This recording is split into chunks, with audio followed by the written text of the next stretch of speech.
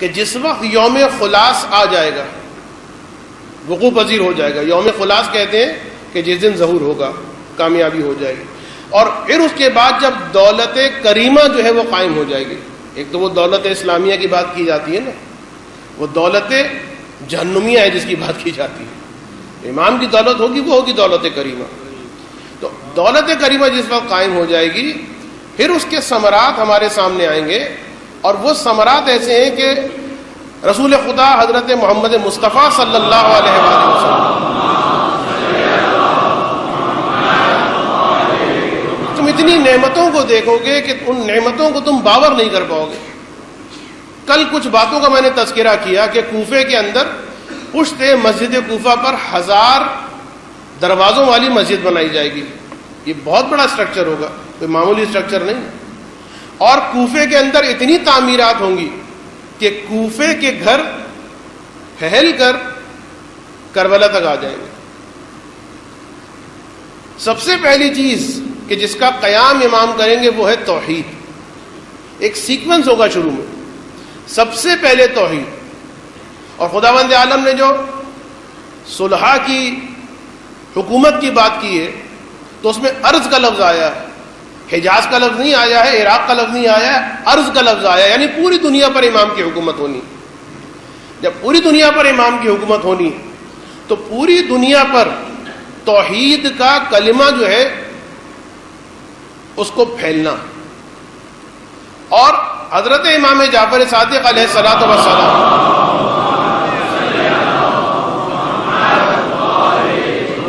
کہ ہمارا قائم جب قیام کرے گا تو تم دنیا میں کوئی ایسی جگہ نہ دیکھو گے کہ جہاں پر اللہ کی وحدانیت کی گواہی، رسول کی رسالت کی گواہی، اور پھر وصی رسول کی وصایت کی گواہی.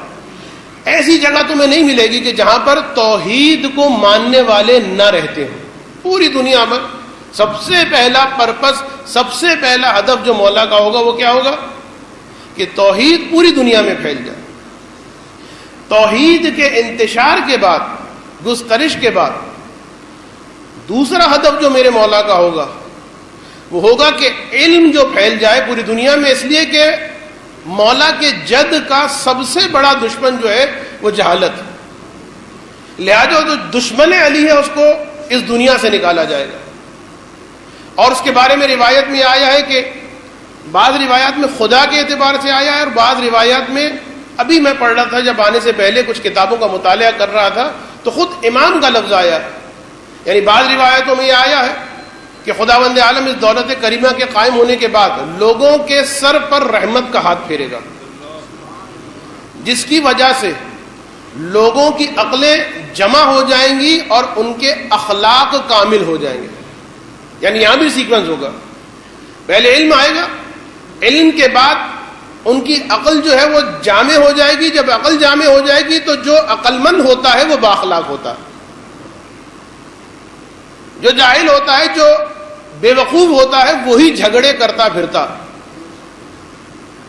اور علم کے اعتبار سے کل میں نے آپ کے سامنے بیان کیا کہ 27 حرف کے اعتبار سے 2 حرف اس وقت دنیا میں ہیں کہ جن کی وجہ سے اب تک کی ترقی ہوئی ہے. 25 حروف کا امام اضافہ کر دیں گے تو سوچئے کتنی تیزی سے جو ہے علم ترقی کرے گا. ایک اور بات جو میں نے کل آپ کے سامنے بیان کی تھی کہ علم کا گسترش دینا امام کے زمانے میں، اس علم کا مزاج کچھ اور ہوگا اس علم کے مزاج کے مقابلے میں. اس لیے کہ آج کل جو علم ہے، جو ٹیکنالوجی ہے، جو ترقی ہے، جو پیش رفت ہے، یہ وہ ہے کہ جو عدم توازن رکھتا ہے رشد و ترقی روح انسانی سے. یعنی علم میں ترقی ہو رہی ہے، یہ فقط اور فقط جسمانی ضرورتوں کو پورا کرتا، لیکن روحانی اور مانوی ضرورتوں کو یہ علم پورا نہیں کر رہا. لہذا اس کی وجہ سے یہ جو ڈس بیلنس ہو گیا ہے معاملہ، اور یہ فاصلہ بڑھتا جا رہا کہ علم صرف جسمانی آسائشوں کے لیے ترقی کر رہا ہے، ٹیکنالوجی آ رہی ہے، گیجٹس بن رہے ہیں، پیش رفت ہو رہی ہے، لیکن روحانی اقدار کے اعتبار سے علم کیا کر رہا ہے اس کے بارے میں کچھ نہیں. میں ایک جملہ کہتا ہوں، دیکھیے ہمارے جو کالجز، یونیورسٹیز اور اسکول ہیں وہ مراکز تعلیم ہیں، مراکز تعلیم و تربیت نہیں، اس لیے کہ وہاں پر صرف تعلیم دی جاتی ہے، تربیت نہیں ہوتی وہاں پر. بلکہ بہت معذرت کے ساتھ جو بچے اسکول میں نہیں جاتے، میں نہیں کہہ رہا کہ اپنے بچوں کو اسکول میں نہ ڈالیے، کل کو مجھ پر کاندھے پر بندوق رکھ کے جو ہے کوئی یہی باتیں نہ کہنا شروع کر دے. آج کل کے ماحول میں جو علم ہے وہ روحانی اقدار کو بلند نہیں کر رہا، ایسا علم نہیں ہے. اور یہ میں نہیں کہہ رہا، ایک یورپی مفکر نے یہ بات کی اور اس نے باقاعدہ یہ نتیجہ نکالا ہے کہ ہمارے معاشرے میں جو فساد بڑھتا جا رہا ہے، یورپی مفکر، کہ جب یورپین مفکر کی بات کی جاتی ہے تو سب کو سمجھ میں آ جاتی ہے، جب کسی مجتہد کی بات کی جاتی ہے کسی کو سمجھ میں نہیں آتی، سمجھ میں آ رہی ہوتی ہے لیکن بے اعتنائی ہوتی ہے. تو وہ یورپی مفکر بھی یہ کہتا کہ آج کا جو ہمارے معاشرے کا فساد ہے اس کی بڑی وجہ یہ ہے کہ علم صرف جسمانی ضرورتوں کو پورا کر رہا ہے، جسمانی آسائشوں کی خدمت کر رہا ہے، لیکن روح کی جو ضرورت ہے، روح کی جو آسائش، اس کی جانب علم کی توجہ نہیں. تو پھر امام یا خدا روایت کے اعتبار سے جو اختلاف، دست رحمت پھیرا جائے گا، عقلیں کامل ہو جائیں گی، اور جب عقلیں کامل ہوں گی تو پھر روایت میں یہ آیا کہ ایک معمولی عورت اپنے گھر میں بیٹھ کر فتویٰ دے گی، اس کا علم اتنا زیادہ بڑھ جائے گا. اور دیکھیے جب توحید صحیح مفہوم کے ساتھ، جب علم صحیح توازن کے ساتھ معاشرے کے اندر آئے گا تو پھر ایک اور ثمرہ ملے گا، ایک اور رزلٹ ملے گا، ایک اور فروٹ ملے گا کہ جب توحید اپنے صحیح مفہوم میں، پھر کہہ رہا ہوں وہ والی توحید نہیں کہ اللہ اکبر اور ذبح کر دیا کسی مسلمان کو، اس کی بات نہیں کر رہا، وہ تو اگینسٹ توحید، وہ تو ہے ہی نہیں اسلام. توحید اپنے صحیح مفہوم کے ساتھ اور علم اپنے صحیح توازن کے ساتھ معاشرے میں پھیلے گا تو خود بخود ایک چیز آئے گی کہ جس کو کہا جاتا ہے عدالت، جس کو کہا جاتا ہے انصاف. روایت میں بڑا عجیب جملہ کہ وہ تو آپ نے کئی مرتبہ سنا ہوگا، یملأ الارض عدلا و انصافا، غالباً روایت میرے ذہن سے نکل رہی ہے کہ زمین خدا جو ہے وہ عدل و انصاف سے اس طرح سے پر ہو جائے گی کہ جس طرح سے اس سے پہلے ظلم اور جور سے پر ہوئی تھی. یملأ الارض قسطا و عدلا کما ملئت ظلما و جورا. تو جو زمین خدا ہے اس طریقے سے عدل و انصاف سے پر ہو جائے گی. تو یہ جو عدل و انصاف، اس کے بارے میں روایت کا جملہ بڑا عجیب کہ ایسا عدل و انصاف ہوگا امام کے زمانے میں کہ لوگوں کے گھر میں جس طرح گرمیاں اور سردیاں آتی ہیں ایسے انصاف لوگوں کے گھر میں آئے گا. لوگ محسوس کریں گے انصاف کو، لوگ محسوس کریں گے عدالت کو. اور جب عدل و انصاف آ جائے گا اب پھر رفاہی کام کہ کثرت کے ساتھ امام عطا کریں گے.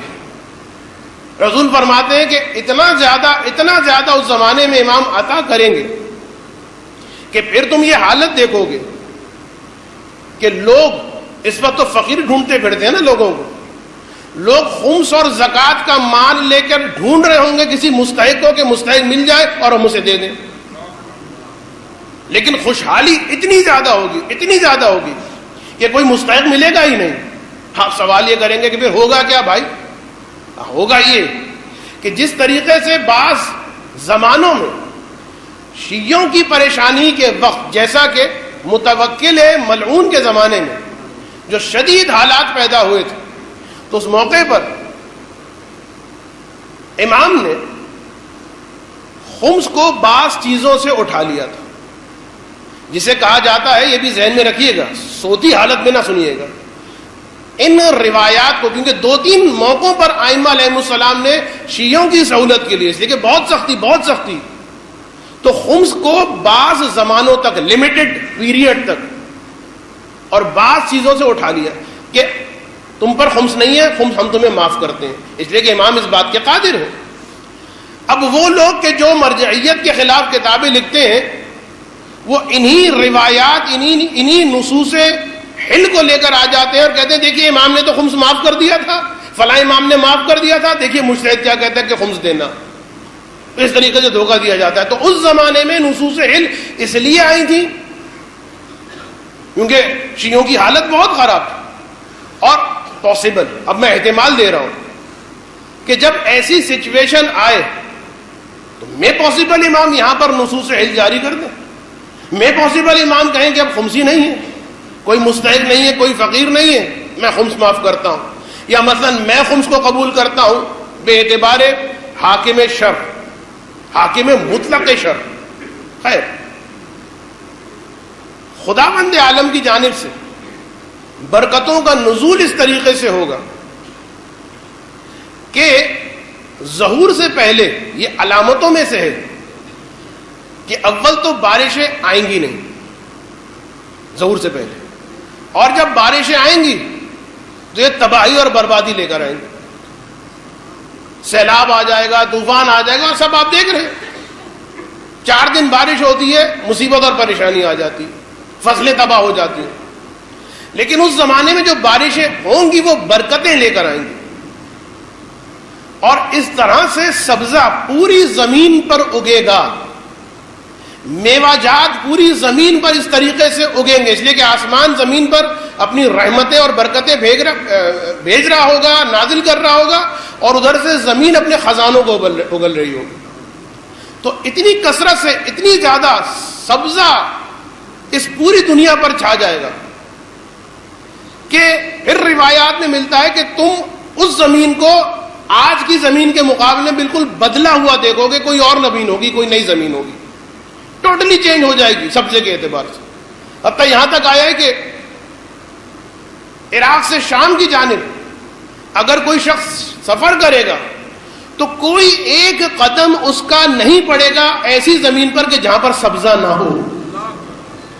نعرہ حیدری، نعرہ صلاح.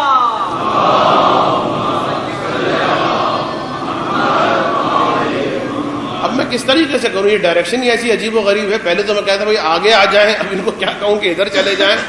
کوئی ادھر دیکھے گا، کوئی ادھر دیکھے گا، وہاں پر سلام پھر دیا جائے گا. درود پڑھتے محمد و آل محمد پر.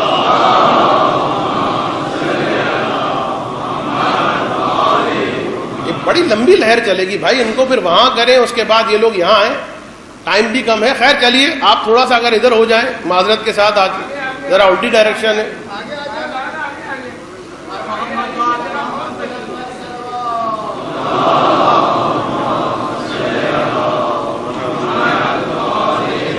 ایک مرتبہ اور درود پڑھتے ہیں محمد و آل محمد پر.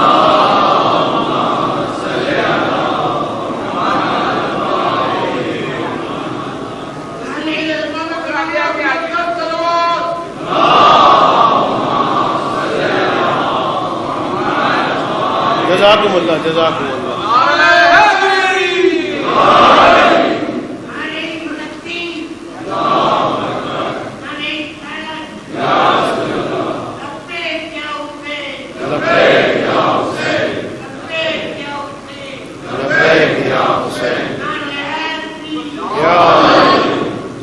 تو بہرحال میں عرض کر رہا تھا کہ زمین وہ نہ رہے گی کہ جو آج کل ہے، ٹوٹلی چینج ہو جائے گی. اور پھر اس کے بعد اس دولت کریمہ کے اندر جو امن و امان ہوگا کہ لوگوں کے دل سے ایک دوسرے کے خلاف نفرت، کینہ، حسد بالکل ختم ہو جائے گا. اخلاق کے بارے میں تو میں نے بتا دیا نا، اس کا نتیجہ یہ ہوگا. اور یہاں تک بیان کیا جاتا ہے کہ حتیٰ جانور جو ہیں ان کی آپس کی جو وحشیانہ مسائل ہیں، جو ایک دوسرے کے پیچھے لگے رہتے ہیں، کھاتے ہیں، وہ مسئلہ حل ہو جائے. حتیٰ جنگلی درندے جانور جو انسان کے ساتھ درندگی کا رویہ برتتے ہیں وہ ختم ہو جائے. روایت کے اندر جملہ ہی آیا کہ بچے سانپ اور بچھو سے کھیلیں گے. بچے سانپ اور بچھو سے کھیلیں. تو آپ نے سنا ہوگا نا کہ گائے اور مثلا شیر جو ایک جگہ پانی پئیں گے. بچے سانپ اور بچھو سے کھیلیں گے، لیکن نہ سانپ ان کو ڈسے گا اور نہ بچھو ان کو ڈسے گا. اور اسی طریقے سے ایک بہت اہم چیز کہ جو روایت میں بہت زیادہ ملا کہ امام انفراسٹرکچر کو بہت زیادہ اس پر فوکس کریں گے, اس پر توجہ دیں گے. سڑکوں کو کثرت کے ساتھ بنایا جائے گا اور ایک ایک سڑک جو ہے وہ تقریباً 60 ذرا کے برابر کر دی جائے گی. بہت چوڑی سڑکیں, یعنی یہ آپ کے لیے شاید عجیب ہو لیکن روایتوں میں بہت آیا کہ امام جو انفراسٹرکچر کے اوپر بہت توجہ دیں گے. سڑکیں بنائیں گے, پل بنائیں گے, اور گھروں کے لیے یہ حکم ہوگا کہ گھروں کے وہ کھڑکیاں جو سڑک کی جانب مشرف ہوتی ہیں, یعنی سڑک کی جانب کھلتی ہیں, ان کھڑکیوں کو بند کر دیا جائے گا. گھروں کے وہ پرنالے اور میزاب جو سڑکوں کے اوپر بہتے ہیں ان کو بند کروا دیا جائے گا. یہ امام کا خاص آرڈر ہوگا. سڑکوں کے درمیان حتیٰ اگر کوئی مسجد ہوگی, رکاوٹ بن رہی ہوگی, اس مسجد کو توڑ دیا جائے گا. ایک خاص جو نقل و حمل کا طریقہ ہوتا ہے اس کے اوپر بہت زیادہ فوکس ہوگا. اپنے چاہنے والوں کے لیے ایک خاص قوت جو ہے مومن کو ملے گی, اس لیے کہ ویسے بھی 313 جو افراد جن میں انبیاء بھی ہیں, اصحاب کہف بھی ہیں, اوصیاء انبیاء بھی ہیں, وہ تو خاص اصحاب, اور جن کے بارے میں بعض لوگوں کو میں بیان کر دوں کہ وہ جو بعض کتابوں کے اندر 313 افراد کے نام لکھے ہوتے ہیں تو بعض مومنین ان ناموں کے اندر اپنا نام ڈھونڈتے ہیں کہ شاید میرا نام ہو, شاید میرا نام ہو. نہیں, 313 افراد وہ ہیں کہ جو ہراول دستہ ہوں گے امام, جو 1 گھنٹے کے اندر اندر جو امام کی آ کر بیعت کریں گے. اور یہ وہ لوگ ہوں گے جن کے اندر اصحاب کہف جیسے افراد ہیں, انبیاء جیسے افراد ہیں, اس لیے کہ جناب عیسیٰ جب آئیں گے تو یہ فرمائیں گے یبن رسول اللہ, مجھے آپ کا وزیر بنا کے بھیجا گیا ہے, آپ کا حاکم بنا کے نہیں بھیجا گیا. پہلے اسٹیٹمنٹ دے دیں کہ میں آپ کا وزیر بن کے آیا ہوں, میں آپ کا حاکم اور امیر بن کے نہیں آیا ہوں. اور یہ 313 افراد ہیں کہ جن کو مختلف ملکوں کے, یعنی اب تو وہ جغرافیائی سرحدیں ختم ہو گئی, جو بھی تقسیم ہوگی اس زمانے میں دنیا کی, تو ان 313 افراد کو ان علاقوں کے گورنر بنایا جائے گا, جو انتہائی آپس میں متوازے ہوں گے, انتہائی محبت کرنے والے ہوں گے اور عدل و انصاف کے پیکر ہوں گے, انبیاء اور اوصیاء اور اصحاب کہف. بعض روایتوں کے اندر مالک اشتر کا بھی نام آتا ہے, سلمان فارسی کا نام بھی آتا ہے, جناب ابو ذر کا بھی نام آتا ہے, اور امام زمانہ کے لشکر کے جو علمدار بیان کیے جاتے ہیں وہ ہیں مالک اشتر. لیکن بہرحال میرا دل یہ کہتا کہ کیسے ہو سکتا ہے کہ حسین کا علمدار عباس امام زمانہ کے لشکر کا علمدار نہ ہو. میرا دل یہ کہتا, روایت میں کوئی صراحت نہیں آئی, لیکن بہرحال اپنے شیعوں کے اندر اتنی زیادہ قوت ان کے اندر آ جائے گی کہ مثلاً شیعوں کے بارے میں ملتا, اچھا یہ کوئی موبائل کی بات نہیں ہو رہی. ایک تو یہ ہے نا کہ اس زمانے میں مثلاً مشرق سے بیٹھا ہوا آدمی مغرب والے آدمی سے بات کرے گا, اس کو عمل کیا جاتا ہے موبائل کے اوپر, ان چیزوں کے اوپر نہیں. یہاں پر باقاعدہ ہے کہ کیونکہ موبائل جب آ گیا تو اس کے اندر تو کوئی لمٹ نہیں ہے نا, کوئی حد نہیں ہے, کوئی مائلیج نہیں ہے کہ اتنے مائلیج پر اتنے مائلیج پر. یہ تو بہرحال رومنگ پر بھی چلا جاتا ہے اور نہ معلوم کہاں کہاں آپ کسی سے کہیں پر بھی بات کر سکتے ہیں. لیکن فرمایا کہ جو ہمارے شیعہ ہوں گے, اب یہ بات شیعوں کے لیے, کچھ چیزیں ایسی ہوں گی اس زمانے میں کہ جو صرف اور صرف شیعوں کے لیے ہوں گی, دوسروں کے لیے نہیں ہوں گی, خصوصیت کے ساتھ شیعوں کے لیے ہوں گی. جس طریقے سے بہت ساری چیزیں جو ہے وہ مخصوص ہوں گی عراق کے ساتھ, کسی اور ملک کے ساتھ مخصوص نہیں ہوں گی, جو کل میں نے آپ کو بتا دی.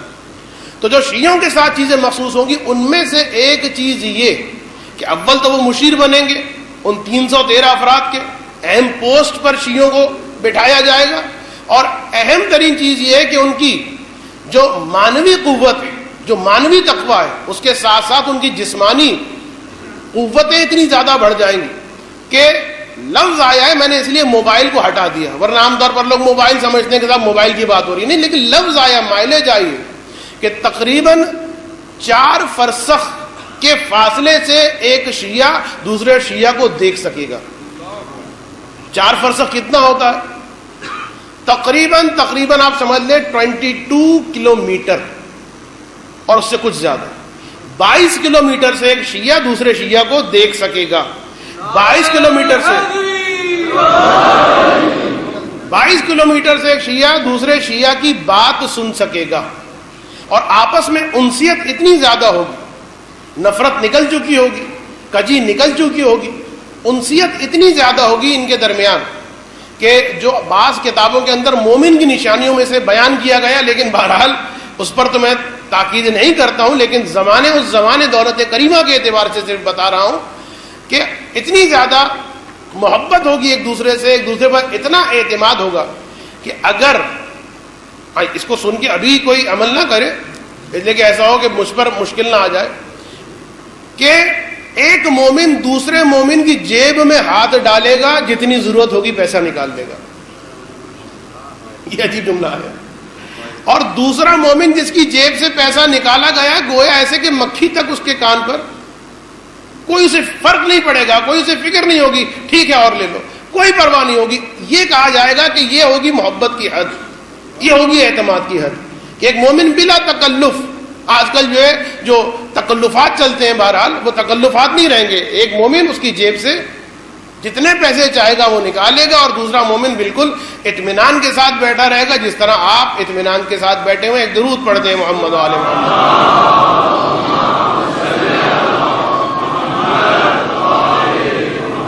اور پھر جیسا کہ میں نے بیان کیا، علم ترقی کرے گا. تو جناب ذوالقرنین کو خداوند عالم کی طرف سے 2 بادل دیے گئے تھے. اچھا، آپشن کی گئی تھی کہ بھئی ان میں سے کون سا بادل تم نے لینا. ایک بادل تو وہ تھا کہ جو بہت نرم و ملائم سے مراد، یعنی بالکل خاموش سا تھا، صرف پرواز کرتا تھا. دوسرا بادل جو تھا وہ بڑا خطرناک قسم کا، بجلیاں کڑکڑانے والا اور چمکنے والا اور دمکنے والا. تو جناب ذوالقرنین نے وہ جو خاموش سا بادل تھا وہ اختیار کیا کہ بھئی یہ بادل جو ہے میں لے لیتا ہوں، اس لیے کہ اس پر بیٹھ کے پرواز کرنی ہے اور اس پر بیٹھ کے سفر کرنا ہے. مثلا جناب سلیمان نبی کے بارے میں یہ چیز آپ نے سنی ہوگی. تو پھر اس وقت روایت کے اندر آیا ہے کہ اگر ذوالقرنین وہ دوسرا والا، جسے میں لفظ کہوں کہ جلالی بادل، دوسرا والا بادل اگر اختیار کرنا بھی چاہتے تو خدا ان کو نہ دیتا، اس لیے کہ یہ بادل جو ہے ہمارے قائم کے لیے خدا نے مخصوص رکھا. اور پھر اور مزید علم کی ترقی ہوگی. میں نے بتایا نا کہ میرے پاس نہ الفاظ ہیں، اس لیے کہ آپ نے وہ جناب علی بن جعفر والی روایت تو سن ہی لی کہ جس میں 7ویں امام نے فرمایا کہ میں تمہیں بتاؤں تمہاری عقل سمجھ نہیں سکتی، میں تمہیں سمجھاؤں تمہارے ذہن اس کو اٹھا نہیں سکتے. اتنی ترقی ہوگی علم کی کہ پھر جو دوسرے سیارے ہیں وہاں سے تعلقات شروع ہو جائیں گے، وہاں سے گفتگو شروع ہو جائے گی، وہاں سے رابطہ شروع ہو جائے گا. اور پھر اب ایک بات میں صرف کہہ دوں جو کل بتانے سے میں رہ گیا تھا، کہ سیارگان کی فتح ہوگی، مختلف سیارے جو ہیں وہ امام کے قبضہ قدرت میں آئیں گے. اور پھر جو کل میں بات آپ کو بیان کرنا چاہتا تھا وہ تھی اہم بات. ایک بات تو یہ کہ کل میں نے اشارہ کیا تھا کہ بعض مومنین شاید یہ شکایت کریں کہ آپ جو اتنا اچھا دور ہمیں دکھا رہے ہیں فائدہ کیا ہے. اس لیے کہ ہم تو بہرحال اس وقت رہیں نہ رہیں، جو مومنین اس زمانے میں ہوں گے وہی مزے اٹھائیں گے. ہم تو بہرحال یہ پریشانیاں دیکھ کر کبھی CNG ختم ہو گیا، کبھی مثلا پانی ختم ہو گیا، کبھی بجلی ختم ہو گئی، کبھی کچھ ہو گیا، ہم تو اسی پریشانی میں چلے جائیں گے. تو ایک طریقہ ہے، اور اگر واقعاً کوئی چاہتا ہے تو طریقہ ہے، اور کم سے کم زندگی میں ایک مرتبہ تو اس پر عمل کر لیجئے. آپ اتنے سارے اپنی جو ہے اپوائنٹمنٹس لکھتے ہیں، اپنے کاموں کا ٹائم ٹیبل اور شیڈیول وغیرہ بناتے ہیں. یہ میری آپ سے درخواست ہے کہ ایک مرتبہ آپ بیٹھ کر اس کو کیلکولیٹ کر لیں کہ کتنے دن مجھے یہ کام کرنا ہوگا. مثلا کل صبح سے اگر میں یہ کام شروع کروں تو اب کون سی صبح تک یہ کام مجھے کرنا. اور وہ کیا ہے؟ دعائے عہد.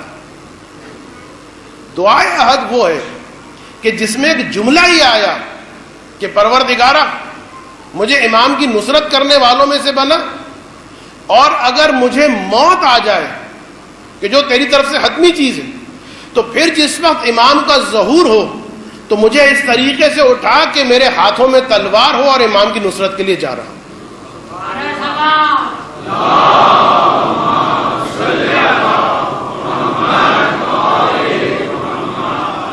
40 صبح کے بارے میں ہے کہ جو آدمی 40 صبح نماز فجر کے بعد دعائے عہد پڑھے گا کنٹینیوٹی کے ساتھ، یہ ہے اہم چیز. یہ نہیں کہ 10 دن پڑھا چھوڑ دیا پھر گیپ آ گیا، نہیں. 40 ڈیز، اور 40 یعنی ڈیز سے مراد مارننگز، نماز فجر کے بعد دعائے عہد اس پورے آداب کے ساتھ پڑھے جو مومن، تو پھر انشاءاللہ اسے ظہور امام کے موقع پر یہ چانس دیا جائے گا کہ تم نے جو دعا کی تھی تمہاری دعا قبول ہونے کا موقع آ گیا، یعنی پریکٹیکل ہونے کا موقع آ گیا، آؤ اور آ کے امام کی نصرت کرو. اب پھر اس مومن کے اوپر ہوگا کہ وہ اٹھتا ہے یا نہیں اٹھتا، لیکن یہ میں بتا دوں آپ کو کہ جس کو واقعاً شوق ہے اجل اللہ ظہورک اجل اللہ ظہورک، ایک مرتبہ تو لائف میں کر دیجئے نا یہ کام. ایک مرتبہ تو جا کے کیلکولیٹ کر لینا گھر میں جا کے کہ 40 صبح ایک آج سے شروع کریں تو کب تک بنیں گے. بس اس ڈیٹ کو آپ ریگولر کرنے کی کوشش کریں. بیچ میں ٹوٹ گیا سلسلہ کوئی بات نہیں، دوبارہ سے شروع کر دیں. لیکن ایک مرتبہ 40 کا حصہ کنٹینیوٹی کے ساتھ اگر آپ انجام دے دیں گے تو انشاءاللہ العزیز پھر امام زمانہ کی بھی زیارت ہوگی، اور پھر انشاءاللہ العزیز امام حسین کی بھی زیارت ہوگی.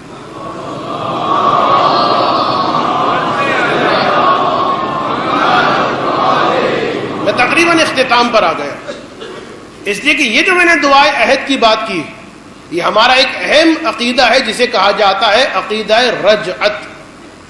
رجعت اگرچہ کہ مجھے کل ہی سے پڑھنا چاہیے تھا، لیکن کل میرے پاس وقت نہیں تھا اور جو میں رجت پہ پڑھنا چاہتا تھا وہ نہ پڑھ سکا.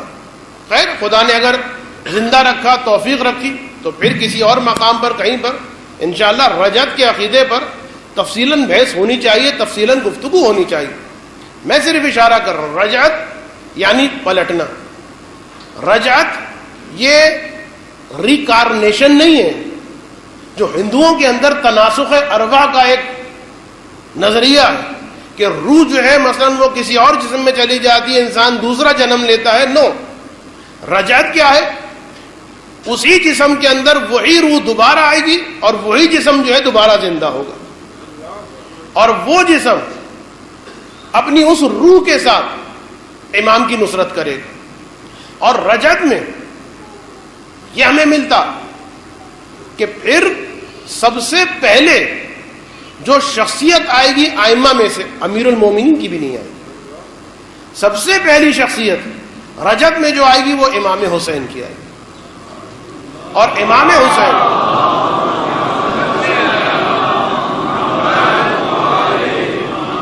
امام زمانہ کے بارے میں یہ ملتا ہے کہ ان کی شہادت ہوگی، لیکن بہرحال وہ جو روایت بیان کی جاتی ہے، چونکہ اس روایت کو صرف ابن عربی نے بیان کیا اور جس کی اپنی ایک تفصیل ہے، علماء نے اس کو تان بھی کیا ہے، لان و تان کیا ہے. بہرحال ابن عربی نے فقط یہ روایت بیان کی ہے جو آپ اکثر سنتے ہیں کہ ایک عورت جو ہے جس کا نام مثلا حمیدہ ہوگا یا کیا ہوگا، وہ جس کے چہرے پر مثلا داڑھی سی ہوگی اور وہ ایک مقام سے امام کے سر پر جو ہے وہ پتھر مارے گی، جس کی وجہ سے امام شہید ہوں گے، اس قول کی بنیاد پر. لیکن جو محققین ہیں ان کا کہنا یہ ہے کہ یہ روایت ضعیف. لیکن بہر امام کی شہادت جس انداز میں بھی ہو، پھر امام کو غسل جو دیں گے، دفن جو کریں گے، تکفین جو کریں گے، اس لیے کہ معصوم کو معصوم کے علاوہ نہ کوئی غسل دے سکتا ہے، نہ اس کی تدفین اور تکفین کر سکتا. اور بعض روایات میں جو ہمیں ملتا کہ مثلا بعض اصحاب نے امام کی تغسیل کی اور تدفین اور تکفین کی، تو اس سے پہلے جو امام معصوم ہیں انہوں نے سارے کام ہی انجام دے دیے تھے. تقیے کی وجہ سے امام سامنے نہیں آئے، اور ایک صحابی نے پھر ظاہری طور پر، صوری طور پر یہ کام انجام دیا. تو امام کی جب بھی شہادت ہوگی، امام حسین تغسیل اور تکفین کریں گے، اور امام حسین کی پھر عمر اتنی طولانی ہوگی کہ روایات میں آیا کہ امام حسین علیہ السلام کی جو آنکھوں کی بھویں یہ سفید ہو جائیں گی اور اتنی نیچے آ جائیں گی کہ اب جب امام کو دیکھنا ہوتا ہوگا تو امام ان بھووں کو اٹھائیں گے. اتنی طولانی عمر ہو جائے گی امام حسین کی. اب امام حسین کے بعد، امام حسین کی شہادت کے بعد یا دنیا سے جانے کے بعد، یہ بات بھی ذہن میں رکھیے گا کہ بعد میں آنے والے جو افراد ہوں گے کیا وہ آئمہ ہوں گے یا آئمہ نہیں ہوں گے. بعض چیزیں لوگوں کے ذہن میں ہیں کہ جن چیزوں کو لوگوں نے اپنے ذہن میں بالکل عقیدے کی طرح بنا لیا ہے روایتیں کہ امام کے بعد یہ تو بہت کثرت سے ہے کہ امام حسین آئیں گے. پھر کچھ روایتیں آتی ہیں جو یہ بیان کرتی ہیں کہ امام حسین کے بعد امیر المومنین آئیں گے. اور اب اس کے بعد کیا یہ سیکوینس کہ جو آئمہ کا سیکوینس اس دنیا میں آنے کا تھا وہی سیکوینس رہے گا اس کے بعد یا کیا ہوگا؟ سارے امام آئیں گے. روایتوں میں ملتا ہے کہ سارے امام آئیں گے. بعض روایتوں میں ملتا ہے کہ امام زمانہ ہی کے کچھ صاحبزادے ہوں گے وہ حکومت کریں گے. بعض روایتوں میں ملتا ہے کہ مہدی آئیں گے اور وہ آ کے جو ہے حکومت کریں گے. اور مہدی سے مراد جو ہے بعض لوگوں نے وہی میں نے جیسا کہ کہا امام زمانہ کے صاحبزادے، بعض لوگوں نے صلح اور اولیاء کی بات کی ہے، بعض لوگوں نے آئمہ کی بات کی ہے. تو تقریباً کنفرم جو صورتحال ہے وہ امام حسین کی ہے کہ امام حسین امام زمانہ کے بعد آئیں گے. اور اس سے پہلے جناب عیسیٰ کا انتقال ہو جائے گا اور جناب عیسیٰ کو امام زمانہ ہی جناب مریم کے ساتھ جو ہے ان کی تدفین کریں گے. دجال کے بارے میں بھی ایک جملہ کہہ کے آگے بڑھ جاؤں میں، وقت چونکہ ختم ہو رہا ہے. صرف ایک مسکنسیپشن، دجال کا خروج ظہور سے پہلے نہیں. بعض لوگ یہ سمجھتے ہیں کہ دجال جو ہے ظہور امام سے پہلے آئے گا. نہیں، دجال ظہور امام کے بعد اس دنیا میں آنے والا ہے. دجال ظہور امام کے بعد آ کے وہ فتنہ اور فساد پھیلانے والا ہے. اور اس کے ساتھ پھر کہ جناب عیسیٰ اور امام زمانہ یہ جنگ کریں گے اور اس کو ختم کریں گے. اس کی اپنی ایک ڈیٹیل ہے، بہرحال اس ڈیٹیل میں جانے کی ضرورت نہیں ہے. صرف اتنا یہ بتا دوں کہ بعض لوگ بلا وجہ توجیحات کرتے ہیں کہ دجال کے بارے میں ہے کہ وہ کانا دجال ہوگا، ایک آنکھ والا ہوگا. تو لوگ کہتے ہیں کہ اس سے مراد امریکہ ہے کہ وہ ایک آنکھ سے دیکھتا ہے، یا مثلا ان کا جو ایک فارمیسون کر کے غالباً نام ہے، ایک انڈر گراؤنڈ قسم کی جو ان کی سازشیں پوری دنیا میں پھیلا رہی ہے، فارمیسن کے نام سے غالباً. اس کی جو لوگو ہے اس کے اندر جو ہے ایک احرام مصر بنا ہوا ہے اور اس کے اندر ایک آنکھ بنی ہوئی ہے. تو غالباً یہ جو ہے کانا دجال جو ہے وہ امریکہ ہے، اور اس سے مراد یہ ہے، اس سے مراد اس کا جو گدھا ہے، اس سے مراد جو ہے اس کی خلائی شٹل ہے، اور یہ اور وہ پاسبلٹی کے اعتبار سے کہا جا سکتا ہے. لیکن کوئی بعید نہیں ہے کہ واقعاً دجال اسی صورت میں آئے کہ جس صورت میں روایتوں میں آیا ہوا ہے. دجال اسی گدھے کے ساتھ آئے جس طریقے سے روایتوں میں لکھا ہوا ہے. اور یہ بھی پاسبلٹی ہے کہ جو سپر پاور ہے وہ مثلاً کانا دجال سپر پاور بنے. خیر اس کو چھوڑ دیں. جس طریقے سے تلوار کے بارے میں کہ امام جو ہے تلوار سے ظہور کریں گے، خروج کریں گے، تو لوگ سوال کرتے ہیں کہ تلوار سے جب خروج کریں گے تو مولا کس طرح سے اس جدید اسلحے سے لڑیں گے؟ تو دو تین باتیں کی جاتی ہیں کہ صاحب تلوار سے مراد یہ بھی ہو سکتی ہے کہ جس طریقے سے بعض